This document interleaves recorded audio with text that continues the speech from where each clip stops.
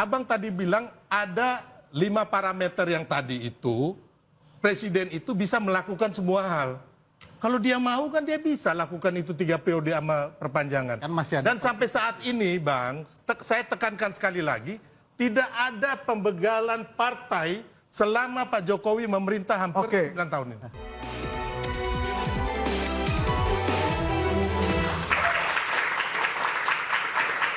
Berbicara soal invisible hand yang katanya mau cawe-cawe partai, tentunya ada ADART partai yang harus dicawe-cawe juga. Saya ke Bang Ferry Amsari, berarti siapa yang akan di-reshuffle?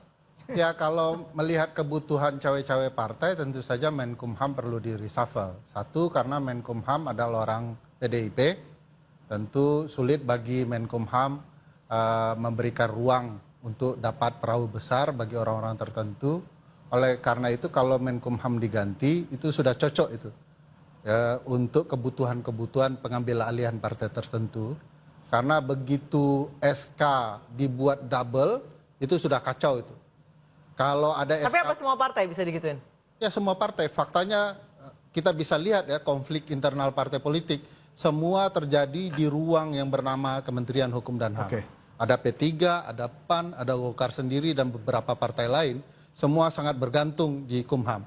Dulu kalau kita lihat konflik Golkar juga terjadi di sana. Bagi saya begitu ada SK baru, ada ART baru, ketika dikirim ke Kumham, maka di sanalah peran Kementerian Hukum dan HAM.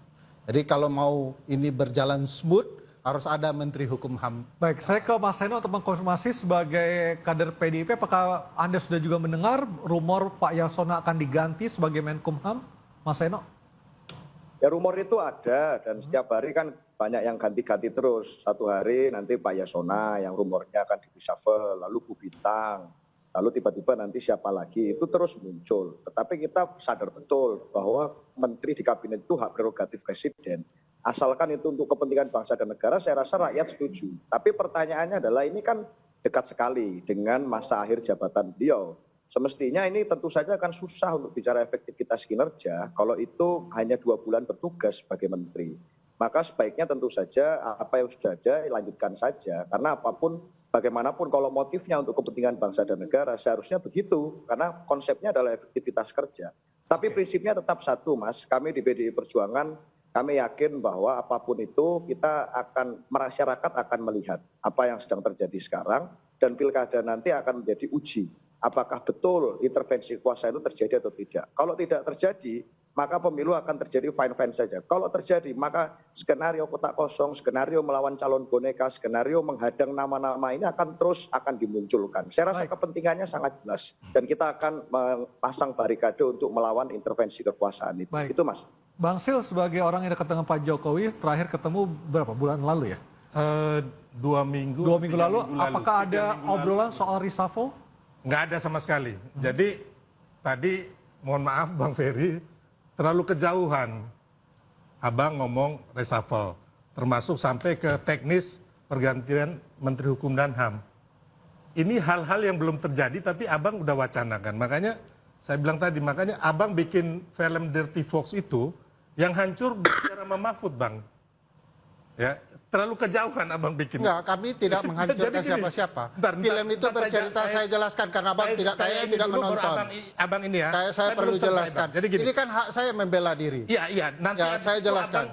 Oke, silakan. Saya ngomong dulu ya. Singkat saja Bang Sil ya. Jadi begini. Terus yang abang bilang tadi, Pak Jokowi nggak berhasil di perpanjangan dan 3 periode. Saya kasih tahu abang, Pak Jokowi nggak mau, Bang. Ya, loh. Dan memang kenyataan kan nggak jadi. Kalau penelitiannya orang istana kok. Orang istana siapa? Abang sebutin, saya kenal semua.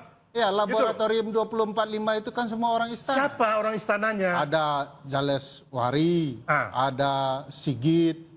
Sigit siapa? Mas Sigit BNI. Mantan sekarang KSP. Sigit Pamungkas.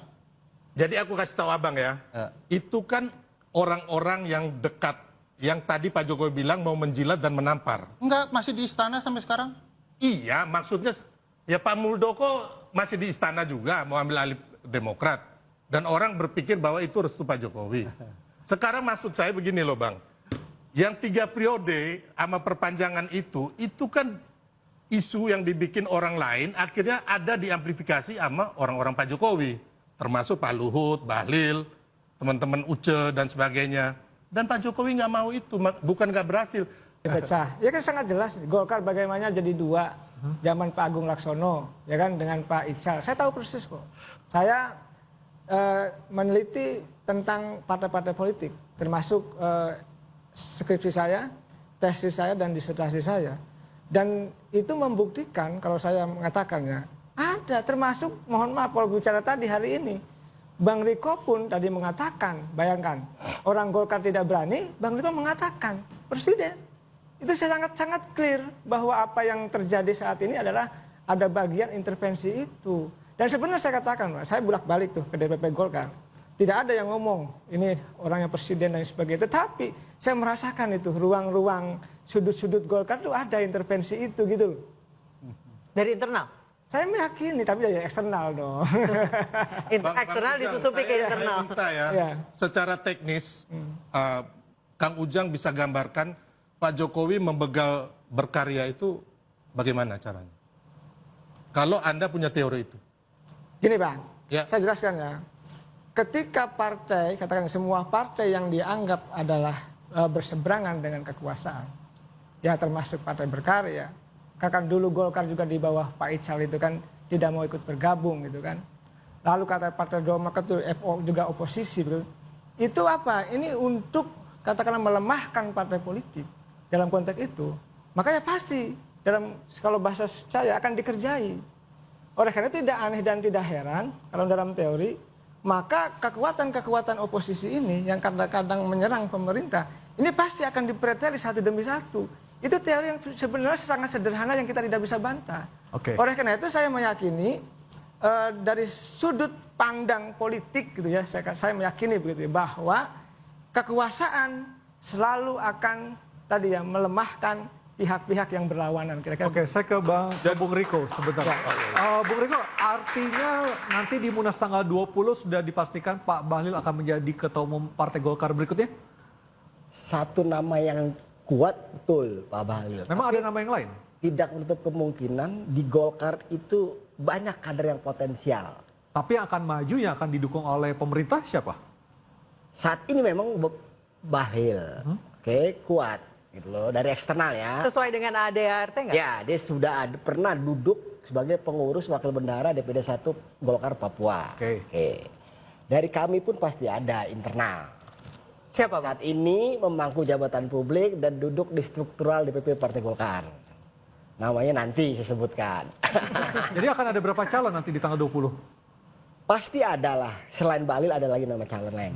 Dari internal Partai Golkar loh. Siapa Bang? Apa Pak Jokowi? Baik, Bang Riko, kabarnya ini Pak Jokowi akan jadi akan jadi Dewan Pembina Golkar. Nah, isu benar kan demikian kan? Nah, jabatan ketua Dewan Pembina itu diputuskan di forum tertinggi yaitu Munas. Dipilih dan diputuskan. Kalau di internal sendiri gimana? Udah ada isu itu? Sudah ada. Pembicaraan itu ada? Sudah ada. Ya kan? Nah, prosesnya itu ya di Munas diputuskan. Tidak melalui surat keputusan Ketua Umum atau DPP Partai Golkar. Apakah pernah ada, seingat saya tidak pernah ada Dewan Pembina itu berasal dari luar Partai Golkar. Kalau kita melihat dari zaman Orde Baru. Betul. Di aturan kami yang namanya Ketua Dewan Pembina atau Ketua Dewan Pakar. Artinya akan ada perubahan ADART di Munas nanti? Nah, perubahan ADART itu harus ada urgensi yang tepat. Dasarnya untuk apa dirubah? Dan itu kan diputuskan kolektif seluruh peserta Munas. Tapi kalau Anda melihat kecenderungannya preferensi seperti apa? Apakah mereka akan mendukung perubahan ADART sampai sejauh ini di internal Golkar atau tidak? Kalau saya pribadi, saya yakini saya tidak akan berubah itu ADART. Baik. Baik, saya ke Bang Ferry. Tadi Bang Ferry belum menjawab Bang Silvester. Waktunya sudah habis rupanya. Saat ini 2 bulan jelang pilkada serentak. The invisible hand, siapapun itu sedang masang bidak-bidak catur di setiap daerah. Kita harapkan bukan hanya mengakomodir kepentingan kekuasaan, tapi yang penting juga menjaga masyarakat Indonesia. Akhir kata saya Anissa Dasuki. Dan saya Aryo Ardi, instruksi Akan kembali pekan depan dengan topik yang berbeda. Tetaplah bersama kami. Sampai jumpa dan selamat malam.